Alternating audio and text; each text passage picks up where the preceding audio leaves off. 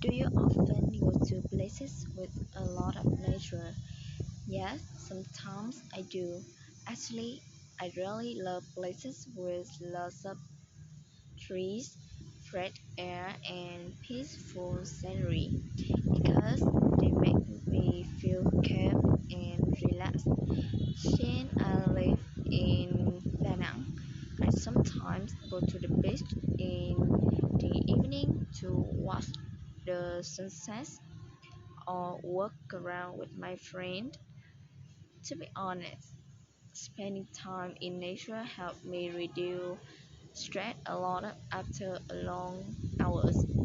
I mean, when I surrounded by nature, I feel more comfortable and my mind becomes much more peaceful. Besides that, I enjoy taking photos of natural scenery because nature can be really beautiful, especially in the early morning or at sunset. Sometimes I also listen to music while enjoy the view, and that makes me feel more relaxed. Actually, I think people should spend more time in nature because it's good for both